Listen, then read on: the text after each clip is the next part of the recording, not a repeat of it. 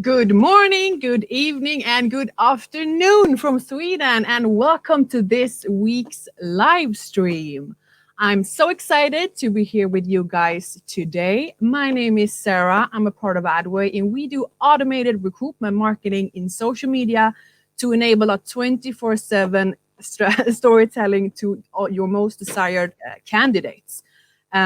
We'll give everyone a couple of minutes to tune in. I see a lot of you guys in the comment section. That's so much fun. Keep the comments, firing away. Remember, this is your moment to ask us all your questions, and I will soon be introducing the guest of the show.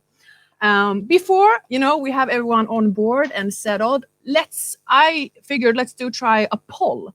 The question is, does your hiring manager only connect with you when you have an open headcount? I'll repeat. Does your hiring manager only connect with you when you have an open headcount?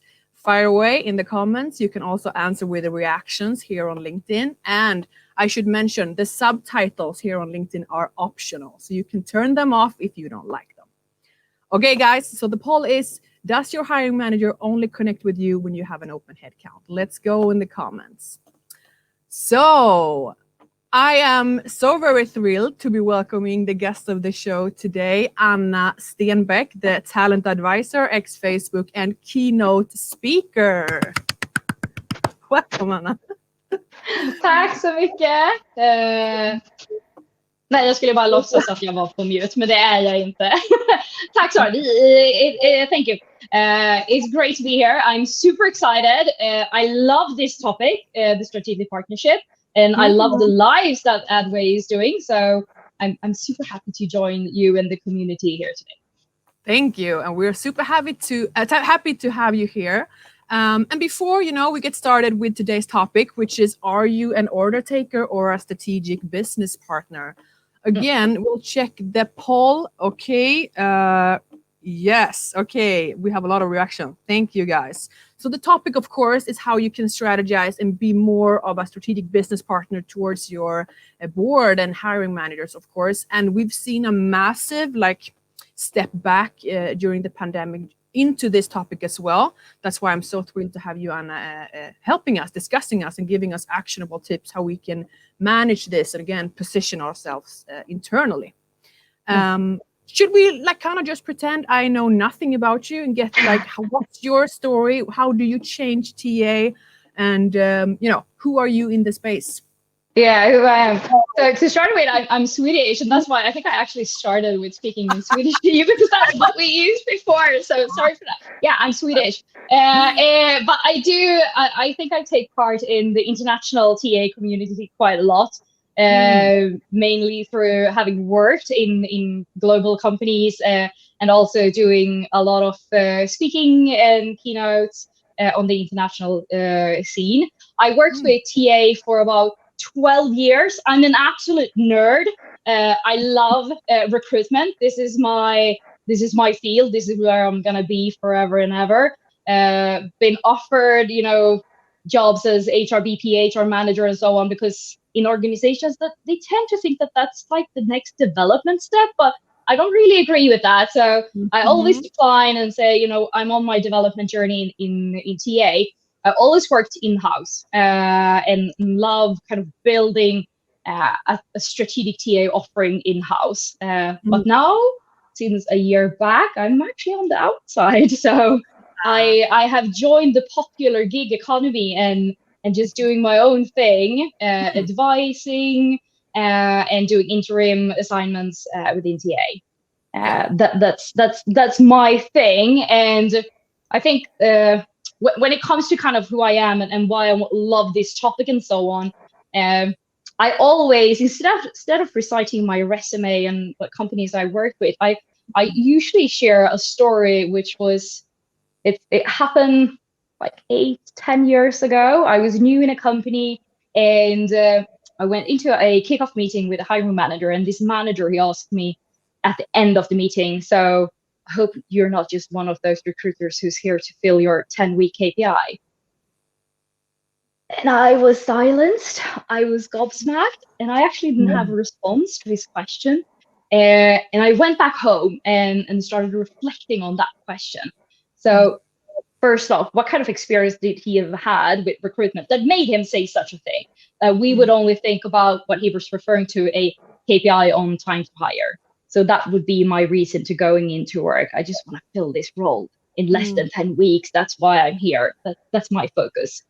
Okay, he cannot have had too many good kind of experience with recruitment. But then also, Anna, seriously, what is your response? Why do you do this job? What's your narrative here? So I started reflecting a lot about my purpose, my why, and I was pushed to actually, write that narrative down in terms of my why for recruitment.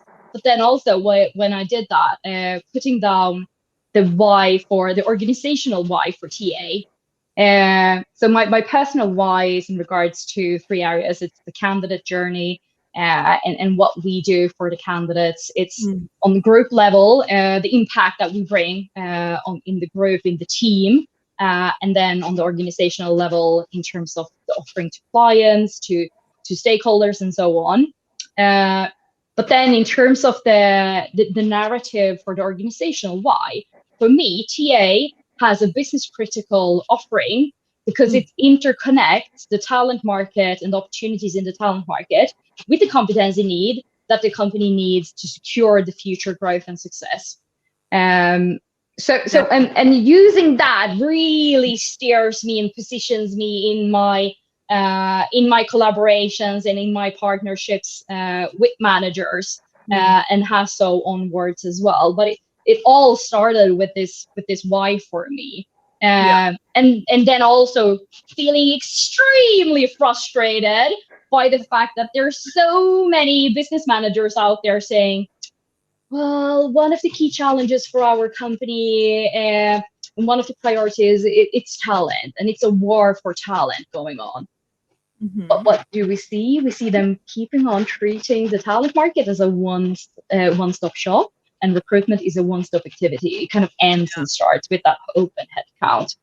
And I'm like, no, that's not going to work anymore, guys. That's not going to work. It's time to put the money where your mouth is. So if you say that this is a priority, you need to act like that as well. So, we'll dig down into this deeper for sure. That's like really how to position yourself internally. And guys, who are with us today, remember to comment summary if you'd like to get your hands on all the key takeaways from this session. So I really recommend ask your questions in the comment section and comment summary to get all the key takeaways. And speaking of, Anna, as I stated, now more than ever, TA and recruiters may find themselves like pushed back to the order takes position, or order wheel, as I like to frame it, by their organization and hiring managers since the pandemic. So today we're here to talk about why this is so critical to fix and what we can do about it. And my first question getting into this will be, why and how should you future-proof your talent acquisition using a strategic partnership approach rather than the service delivery type? Let's get into it. Yeah. So in terms of the whys, I've been speaking a lot about this topic, and I've done some research on the kind of challenges and problems that we're facing in TA that does connect to this. And while I'm a huge fan of data and I advocate for everyone to use data, I'm really bad at remembering numbers. So I got a cheat sheet, sorry, that I'm going to be looking at. But so I found a couple of studies that are super interesting. And one was from ICIM, Higher Expectation Institute. And they show that 61% of hiring managers says that the recruiters do not understand the jobs that they're filling. In 2017, there was a Recruiter Nation report done by JobWide, and they showcased that the two biggest bottlenecks in recruitment is hiring managers failing to progress the candidate into the next stage and getting stuck in resume review. And then there was a study by Deloitte, and they looked at the top 15 performance drivers for talent acquisition. The number one was the relationship between recruiters and hiring managers. Yet in that same study, they show that 57% of the recruiters feels that their hiring managers has no idea about what recruitment is all about. And 63% of the hiring managers felt that recruiters don't know about the jobs that they're supposed to fill, that they're hiring into. So, hello, there's a lot of pain here. I felt it myself so many times, and I can really, like, this has been part of the reality in the organizations that I worked in as well. And I felt this and I experienced it myself. Whenever I speak, I always get the crowd to do like hallelujah, because they feel it as well. They recognize it. So you guys that are tuning in today, if you are feeling this pain, if this is part of your reality or was part of the reality at your past job, let us know in the comment section, because share your pain and we're here to kind of help you. There will be advice and support coming, so don't worry. Amen. Amen. Amen. Yeah. So anyway, so there's a lot of pain, and then especially I think today with the pandemic, that's just kind of causing a lot of more kind of pain when it comes to working strategic, because we're seeing there's a lot of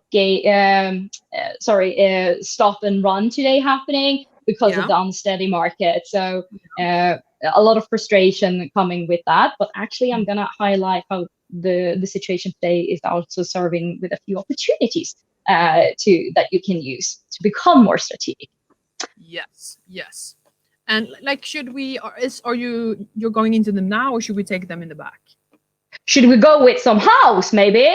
You wanna get to know how to deal with it? What Please, shall we do? share. Yeah.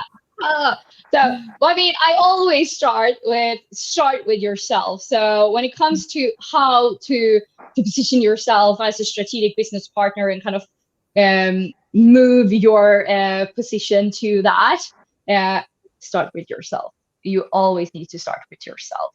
So you can't be the person saying, hey, I'm an individual contributor. My job is operational. It's my manager's job to be strategic. No.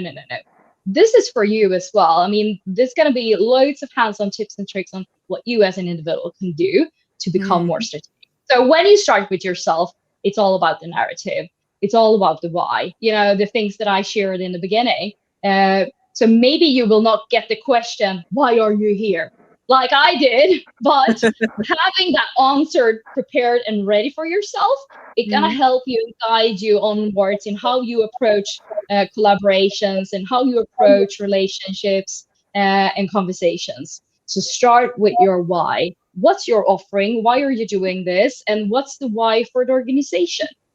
Yeah. And then secondly, when it's a partnership, it's not enough with you being ready.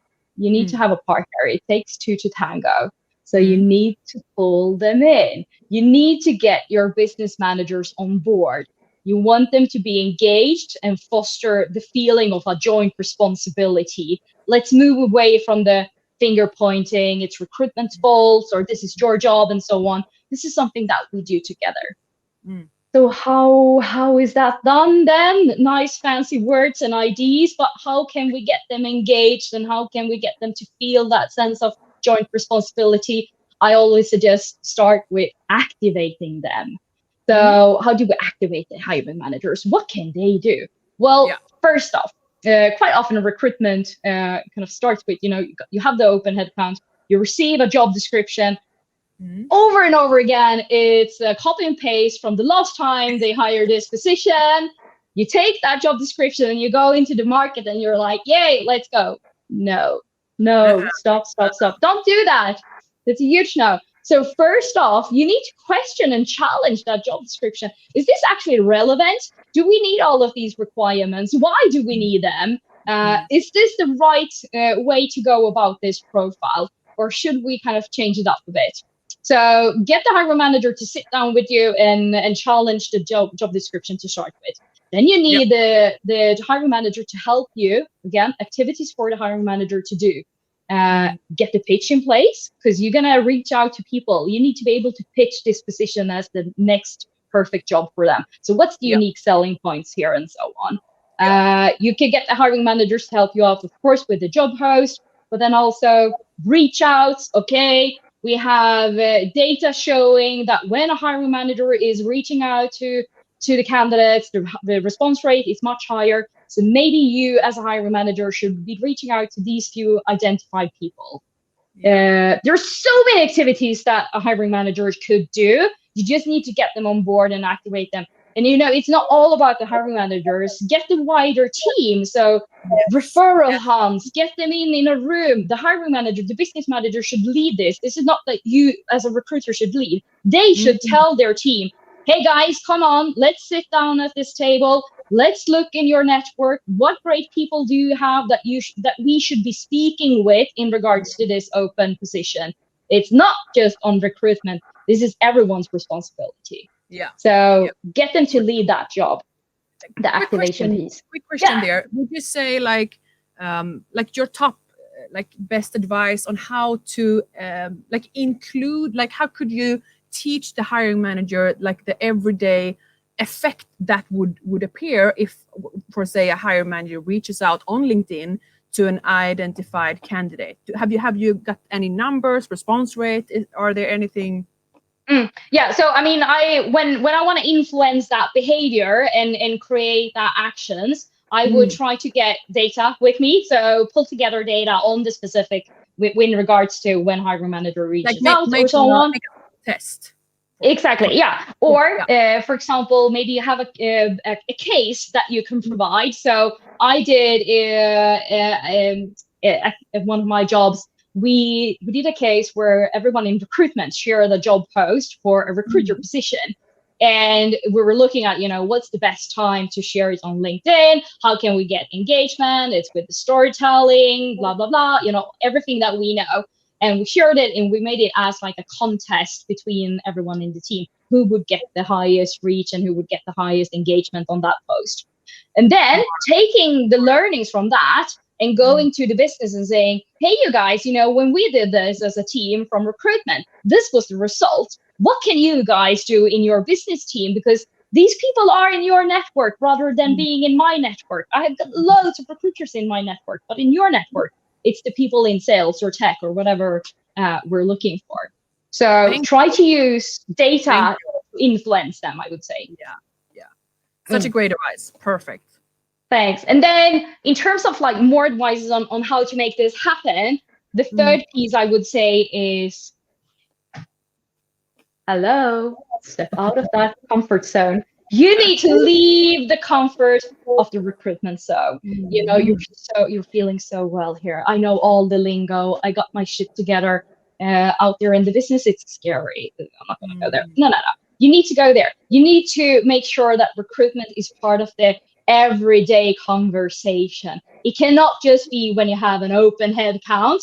I haven't seen the comments, but I'm sure there's a lot of people feeling that their managers are only speaking to them when they have an open head count.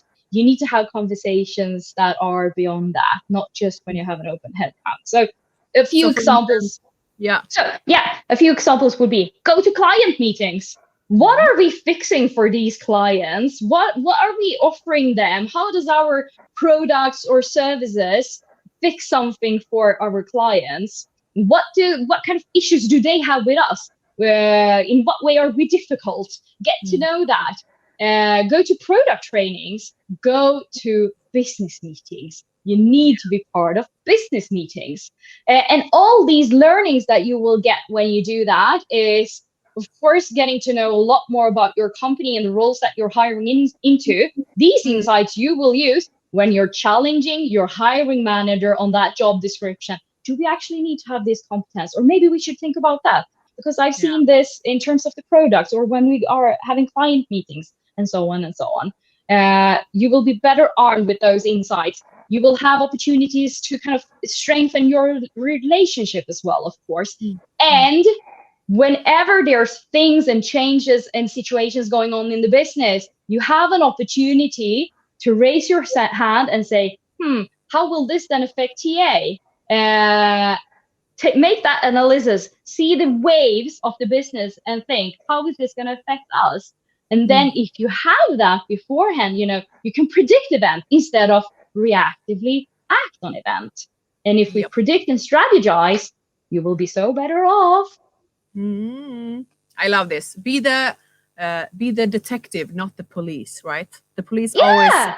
they show up afterwards, not the case here. They show up afterwards. Yeah, exactly. Yeah. So speaking of, if we were to get like, if you would engineer like a perfect way of having a relationship with your board or hiring managers, what would be like the best tips and tricks get going with that? Again, I mean, it's all about the educational piece and the activation piece. Showcase how you can add value in more ways than being just a resume factory. Yeah. This comes so often. I know you're gonna love this, Sarah. This comes with data. Get insights and data so that you can influence and steer behaviors and influence decision making. When you have that, when you come to the table with that, you're not sitting there as a resume factory. You I have so love much more. resume factory.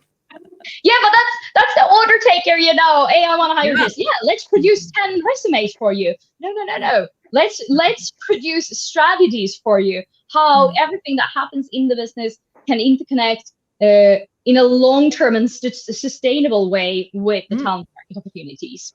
Big Yeah. fancy words. But no, I totally agree. And like, is there like a best practice to connect your strategies and your work in TA to the business, like bring up the business value?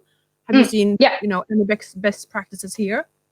Yeah, I think it's again, in terms of the moving yourself from the recruitment zone, stop just thinking about the recruitment language and the recruitment processes and what's happening on your end. Be part of the business and see what challenges are they having, what are they trying to fix and solve, and how does that interconnect with us and the competence that we have. So I would say kind of serve them with opportunities in that sense. But it's you need, for that to happen, you need to be part of the business. You need to be part of the business conversations to understand. So if they are talking about, okay, we have a project that is running behind, or we have some issues with the product, or there's a new client coming on board. Okay, how will this impact you, and how can we help you make this successful and enable this? Yeah.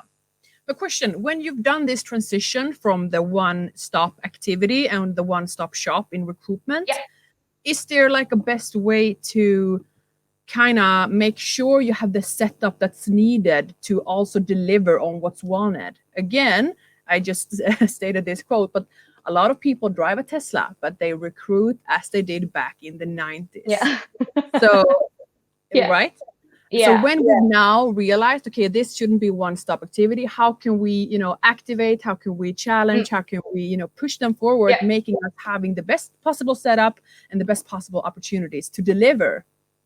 Get sponsors and supporters from the business, because this cannot be just your agenda to drive. So something that I found to be really smart was, when I've been successful in installing this in my kind of business or business unit that I support, I get the business leader to be the supporter and sponsor, the one who shares with his managers or her managers in the wider business network.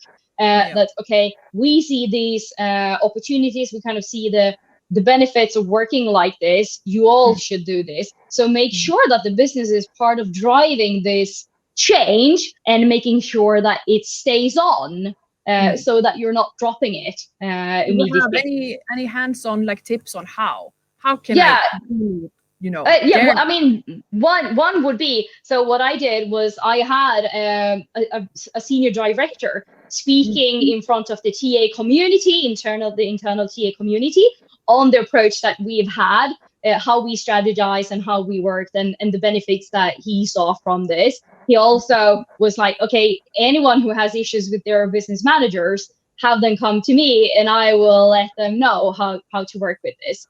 Another thing I think is definitely when you're, for example, entering a pandemic, or whenever there's change in the market and the situation, that's when you really need to make sure that you keep this conversation tight and keep them going, so that okay, we have a hiring freeze right now. Does that mean that we're gonna stop have conversations? No. Okay, we can maybe change the agenda and the dialogue, what we're speaking about. We will not speak about the open positions. We will instead speak about what's gonna happen will this affect us? As an example, all the companies that might be saying, okay, we're gonna do remote work. That's gonna be the new ways of working for us forever and ever. That we're gonna use remote work.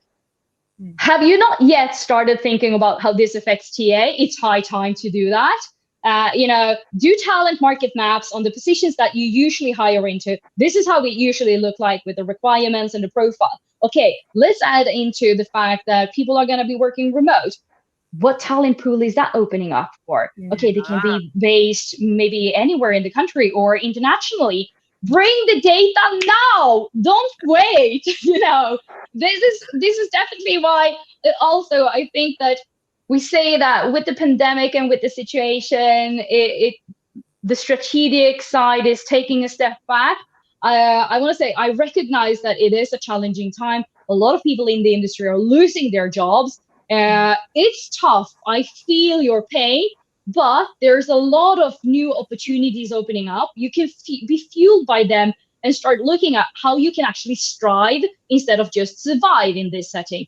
Big fancy words, but what it actually means is that, for example, you're in Zoom meetings all day now. Okay, maybe that's easier for you if you aren't joining client meetings today, if you haven't been doing that before, if you haven't been joining business meetings earlier, maybe a Zoom meeting could be an easy way to start, where you can be like on the side. You're not the elephant in the room or whatever you feel like.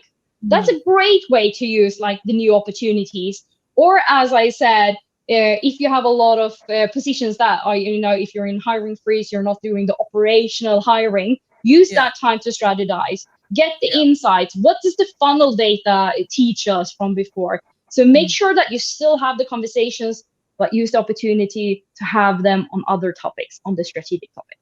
Preach. Thank you. Damn, wonderful. I'm so sorry. I'm just so really passionate about this topic.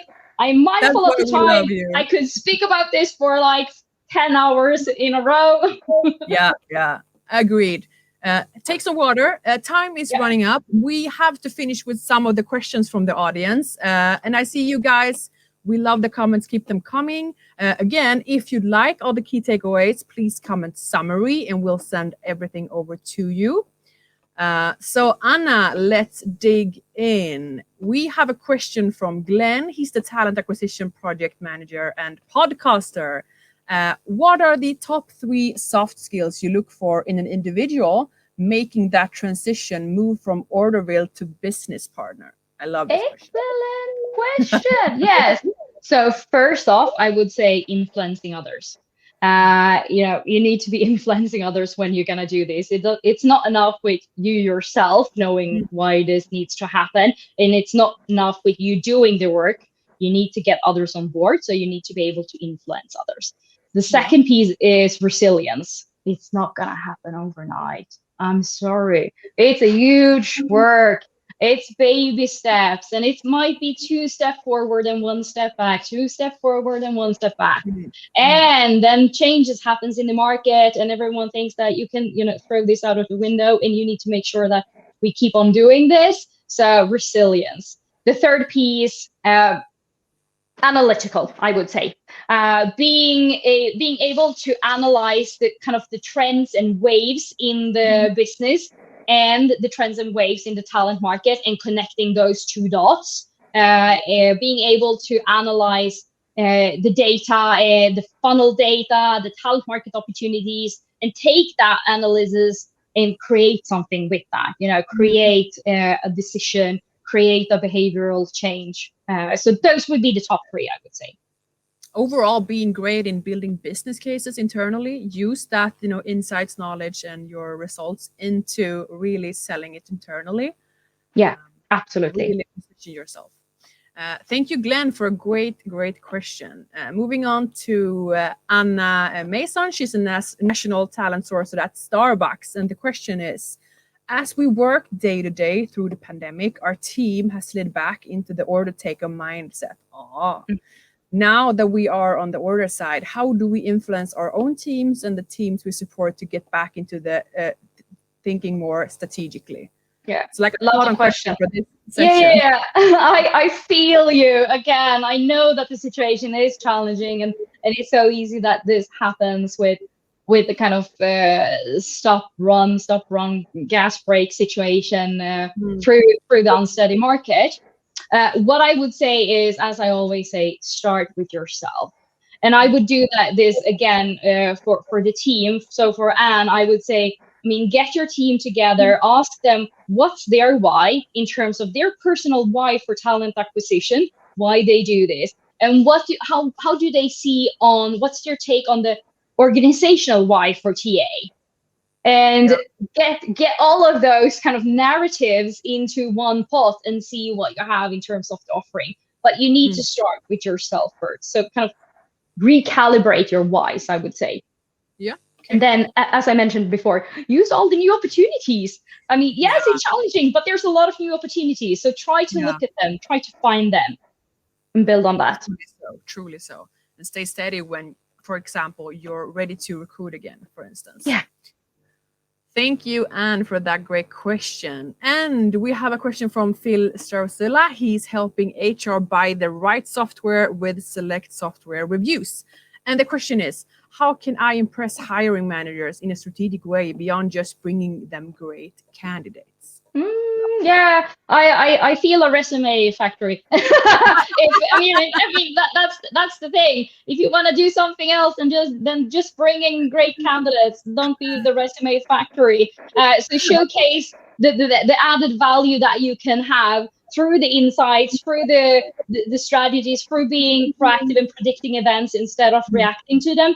An example of a situation I were in is I was even asked by the company to join client presentations and big client events to speak Yeah, about that's perfect. TA. Yeah. One of the biggest clients asked me if I could come to them and do a workshop for their TA. That's actually adding value towards direct commercial, direct sales, and Mm. not just Mm. in regards to the people side. Mm. Uh, Totally expanding your value proposition, I would say. Mm. Yeah. Spot on. And I what, really and like what you can do, yeah, and what you can do with that is depending on what your organization you are in, you need to find what would be opportunities for me in my specific organization on this. But it. again, resilience, it's not going to happen overnight. No, definitely. And my data point of view would be not to be a data storage. So when you realize you can Yeah. measure your process and measure what's happening in the business, you can also showcase it and take, you have to start in the spreadsheets, but therefore you can move on, you can connect your value to the business, and then you can also step up your 90s Yeah. suite from and Volvo to a Tesla, for instance. Just I saying. love that. Yeah, I love that point, Sarah. And also, I mean, I actually have a situation where we had an open recruitment, and it was really tough. It was challenging. It's been open for a long time. A senior director of the business came and said, the issue here is sourcing. You need to add more great candidates. So he was asking for this, that the thing that Phil felt. You So need to add more. he had found the issue. Yes, exactly. He found the issue, and the issue was sourcing. You need to add more candidates. And what I did then, I did the approach that you just recommended, Sarah, that I pulled all the funnel data that I had, and I was being able to showcase, no, it's not an upper funnel situation. We have the same kind of inflow and of candidates, and they're converting really strongly and well throughout the funnel, except at the end when we came to final interview. That's where we have an identified issue. And what we found was that the interview panel wasn't properly calibrated. So would I have been the recruiter who just served great candidates, more of great candidates, or would I solve the issue, the root cause? And as you mentioned, use the data for that. It was all there. It was just for me to use it. Let that sink in, people. Let that sink in. I really love it. It's the exact right way to approach this, Anna. That's like closing wordings. But before closing, if we would get your most important key takeaways from this session, if you were to name one or two, like two. No, don't do that to me, Sarah. There's so much on this. No, I can't.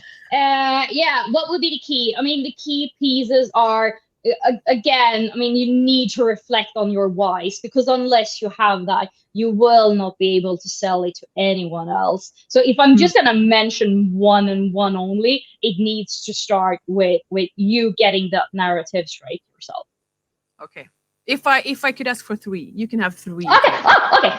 Yeah. Excellent. Perfect. So start with yourself, and then I would say get as much of insights as you can to build a case for the pre situation. This is what we're currently facing, and use the situation of today, the opportunity of today, to analyze. How will the pandemic affect us? So are we having a smaller workforce? How will that affect our teams? And how will that affect what we're going to hire in the future? And then get a new set of data in terms of the talent market insights, and then bring that to the table, be the proactive person there. So use the data to be proactive and predict, because that will kind of strengthen your offering. Have your narrative set from the start, and then drive engagement with the business. Don't be the pleaser.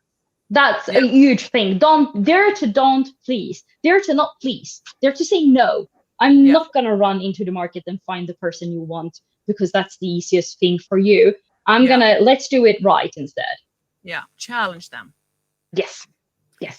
Thank you. I love these final words. And guys, if you'd like the key takeaways, just comment summary in this in the comment section. And Anna, if anyone is super curious and reaching out, they can find you on LinkedIn, right? No, they cannot speak to me. I don't like to have conversations about this. Yes, I'd love to. So please, I mean, I'm gonna try to take part of the comment section as well, answer questions there. If there's anyone who wants support with this in terms of their organization, coaching, workshops, etc., give me a shout and I can tailor something. Or if you just want to connect and share ideas. Definitely. And we are super curious. Please get back to us if you've started this kind of, strategic communication strategy internally.